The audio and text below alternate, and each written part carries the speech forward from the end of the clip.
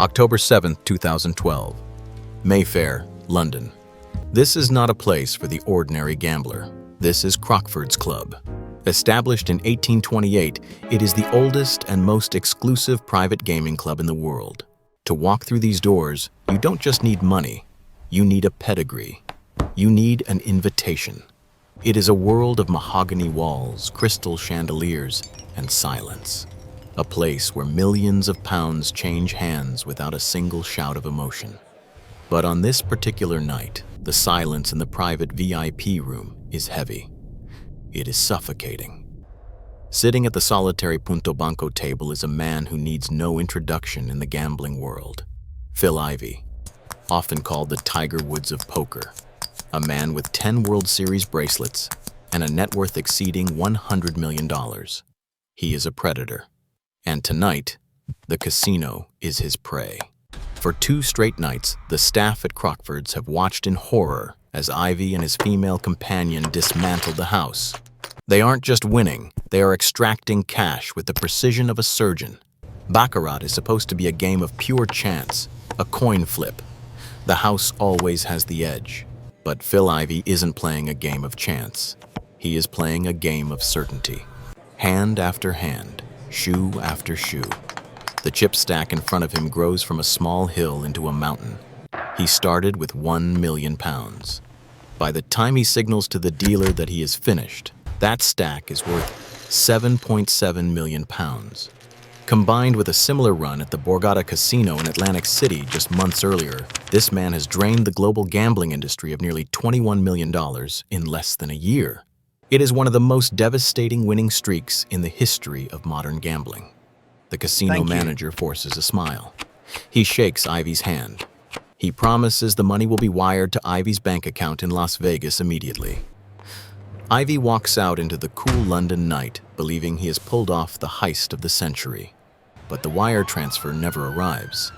Instead, the doors of Crockford slam shut. The funds are frozen.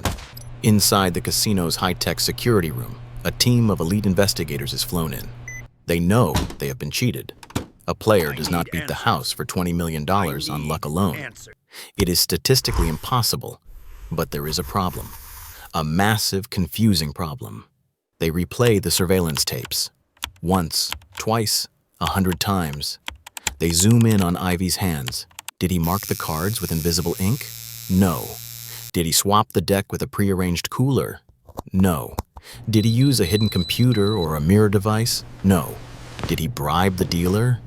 The dealer looks just as confused as they are. Ivey never touched the cards. He sat feet away from the table. He simply looked at them. And yet somehow, he knew exactly what card was coming next before it was even flipped over. The security team is baffled. They are looking for a criminal mastermind using high-tech gadgets. They don't realize that the weapon used against them wasn't a computer. It wasn't a gadget. It was a printing error. A flaw so microscopic, so insignificant that the casino had been staring at it for years and never noticed. Until it cost them $20 million. To execute a scheme of this magnitude, you don't just need a plan. You need a partnership, a perfect alignment of capital, reputation, and obsession. You need a tiger to distract the guards, and a queen to pick the lock. First, there was the tiger, Phil Ivey. In 2012, there was no name in the gambling world that carried more weight. With 10 World Series of poker bracelets on his wrist and over $100 million in career earnings, Ivey was more than a player. He was an industry. Casinos viewed him as the ultimate trophy. They called him a whale. When Phil Ivey walked into a high-limit room, executives saw dollar signs.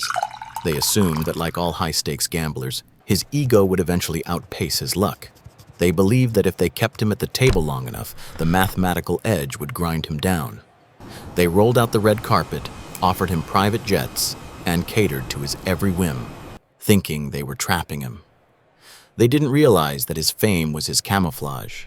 His celebrity was the very thing that blinded them to the danger sitting right next to him. Enter the queen, Chung Yin, Kelly's son.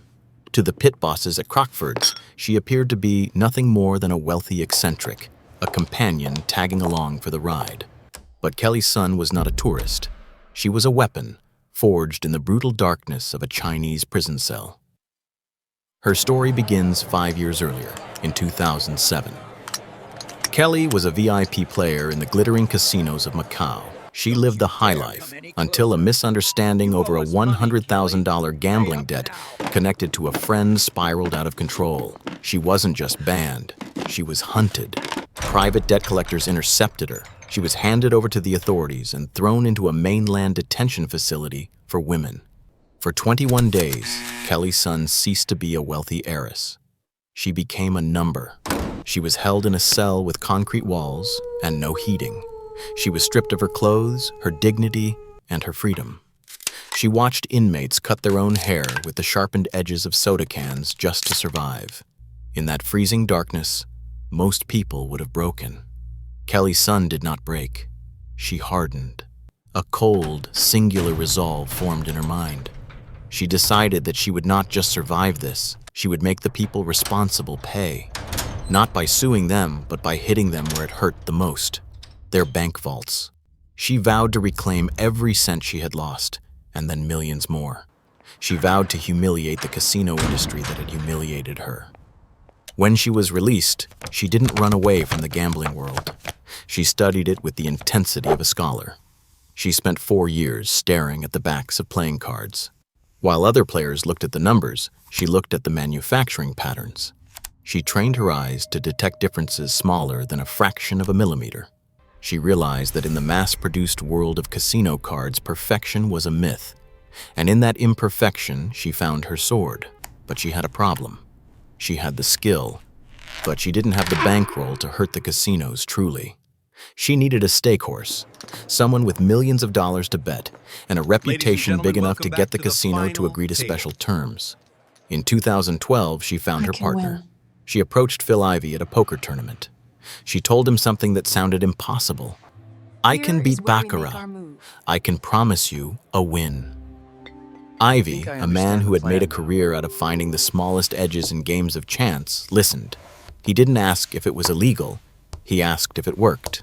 Kelly explained the system. Ivey looked at the math and he smiled. The tiger provided the money and the cover. The queen provided the eyes. Together they turned their gaze toward London. To understand how they broke the bank, you have to stop looking at the faces of the cards. The ace of spades, the king of hearts. In this story, they don't matter. You have to look at the backs. Casinos rely on the illusion of perfection. They purchase playing cards in bulk from premium manufacturers, expecting millimeter precision. The back of a standard casino card is supposed to be a perfectly symmetrical repeating pattern, usually circles or in this case diamonds.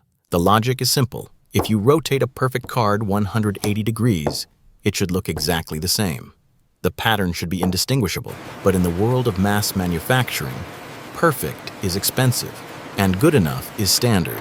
The specific deck used at Crockford's and the Borgata was the Gimaco purple deck. To you and me, sitting at a table under dim lights, these cards look flawless.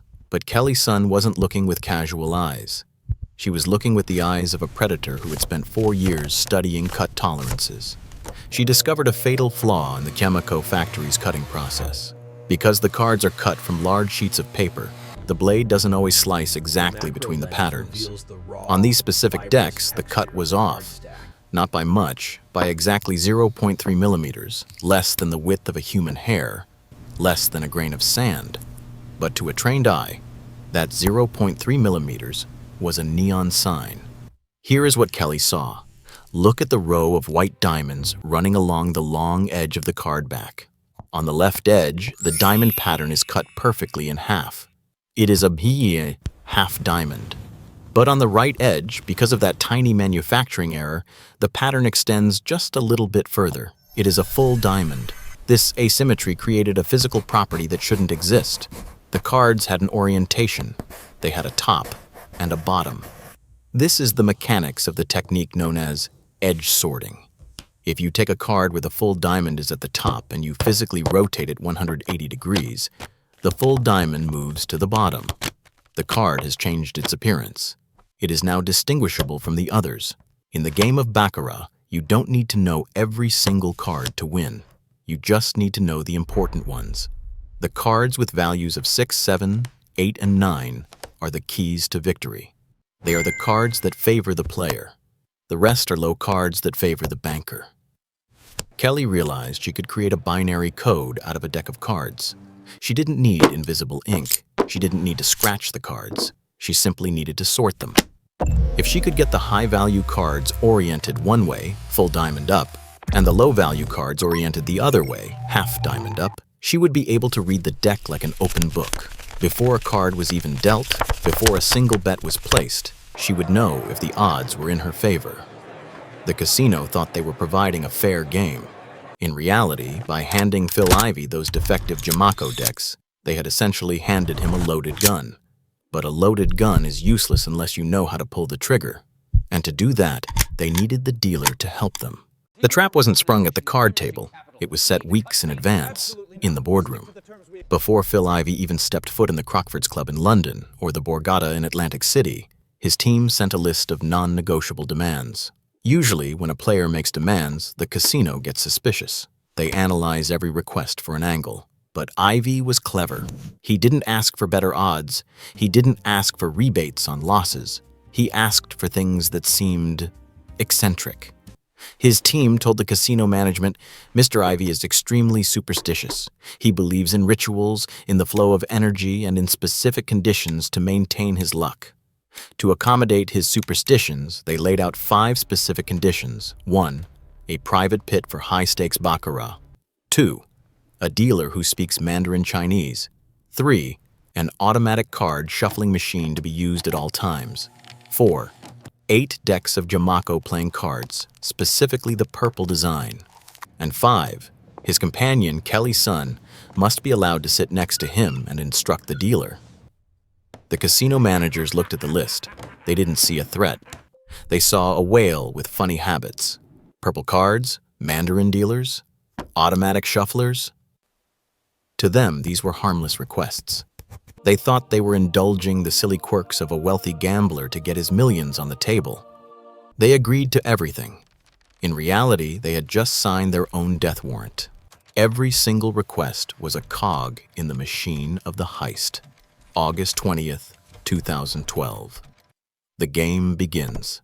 Kelly's son sat beside Ivey. She didn't place a single bet. Her job was to manage the luck. This is where the performance of a lifetime took place. The first phase was the sort. They played for hours, betting the minimum, trading wins and losses. To the cameras, it looked boring. But at the table, Kelly was working the dealer. Speaking in soft Mandarin, she bonded with the dealer. She created a rapport. When a keycard appeared, a 6, 7, 8, or 9, Kelly would get excited. She would exclaim, "Good card, this is lucky, change the luck." She would ask the dealer to physically rotate the card 180 degrees before putting it back in the discard pile. Please. "For good feng shui," she said, "don't break the luck." If a low card appeared, she would say, "Bad luck. Don't turn it, just put it away." The dealer, trained to keep the VIP happy and hoping for a generous tip, obliged. Card by card, turn by turn. The dealer was unknowingly sorting the deck for them. Right in front of the pit boss, right under the cameras, the casino staff was physically marking the deck for the players. This is where the third demand, the automatic shuffler, became the linchpin of the entire operation. They requested it for a very specific reason. If a human dealer shuffled the cards by hand, they might rotate them randomly, destroying Kelly's careful work. The sort would be ruined, but the machine is a robot. It is designed to randomize the order of the cards, but it is mechanically incapable of changing their orientation. Once a card was turned by the dealer, it stayed turned. Forever. The sort was locked in. Once the decks were fully sorted, the trap was primed.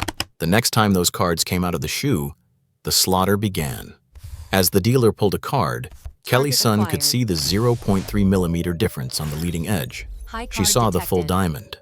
She knew a high card was coming. The odds were heavily in the player's favor. She signaled Ivey. Ivey, who had been sitting passively, suddenly woke up. He pushed his chips into the center. The maximum limit, 150,000 pounds per hand. The pit bosses watched closely. They saw the bets jump. They saw Ivey winning. They saw the chips stacking up into towers of gold and plaque. But they didn't see any cheating. They checked the computer screens. The math said Ivey was just on an incredible lucky streak. He will lose it back, they told themselves. The math always corrects itself. Variance will catch him. But they were wrong. The math wasn't correcting itself because the math had been altered. At the Borgata in Atlantic City, they ran this play for 4 separate sessions, draining the casino of $9.6 million. Then they flew to London and took Crockford's for £7.7 million in just 2 nights. It was a masterclass in social engineering. They used the casino's greed against itself. The casino wanted Ivey's millions so badly that they let him rewrite the rules of the game. By the time Ivey stood up and said, "I'm done," the tray in front of him contained more money than most businesses earn in a decade. He shook the dealer's hand. He tipped generously, and he asked for the money to be wired. He walked out into the cool air of Mayfair, leaving behind a devastated gaming floor and a deck of cards that held the secret to his fortune. But the celebration would be short-lived. The money was supposed to be wired to fill Ivey's bank account in Las Vegas. Ivey left London, confident. He had beaten the house, shaken their hand, and walked away a champion. But the wire transfer never arrived. Days turned into weeks. Silence. Then, a notification. The funds were frozen. Crockford's wasn't paying. Behind the scenes, the casino had gone into lockdown mode. Crockford's is owned by the Genting Group, a massive Malaysian conglomerate. They are in the business of making money, not losing $12 million in a single weekend. They flew in a team of elite investigators from their headquarters in Kuala Lumpur. Their mission was simple: find the cheat. If Phil Ivey cheated, they didn't have to pay. But if they couldn't prove it, they would owe him the money and an apology. They locked themselves in the surveillance room. They rewatched every single second of the gameplay, frame by frame. At first, they were baffled. They zoomed in on Ivey's hands. Nothing. He never touched the cards. They checked for electronic signals or hidden transmitters. Silence.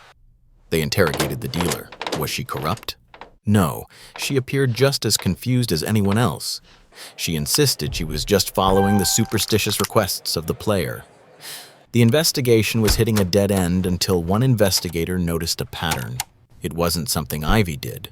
It was something Kelly's son did. They isolated her audio track. They translated her Mandarin requests. Over and over again, the same phrase. Change luck, turn card, good luck. Why? Why would a player care which direction a card is facing? A 7 of diamonds is a 7 of diamonds, whether it is right side up or upside down. Unless it isn't. The investigators ran a simulation. They went to the vault and pulled fresh decks of Jamako cards, the exact same batch used on the night of the win. They spread them out on a table under high-intensity forensic lights. They stopped looking at the numbers. They started looking at the edges. And then, under the magnifying lens, they saw it. The cut tolerance. The machine at the Jamako factory hadn't cut the pattern perfectly centered. They saw the 0.3 millimeter difference. The investigators realized that by rotating the high-value cards, Sun had effectively marked the deck without using a drop of ink. She had turned the cards into a binary code. Full diamond meant high. Half diamond meant low. The realization hit the security team like a punch to the gut. They hadn't been robbed at gunpoint. They hadn't been hacked by a supercomputer. They had been outsmarted by their own compliance. Every single request Ivey made, the purple cards, the automatic machine, the Mandarin dealer, it wasn't superstition. It was a carefully constructed mechanism to enable this specific flaw. And worst of all, the dealer, their employee, had done the dirty work for them. Armed with this discovery, Crockford's refused to pay. But the fallout didn't stop in London. They contacted the Borgata in Atlantic City. Check your tapes, they warned. Check the cards.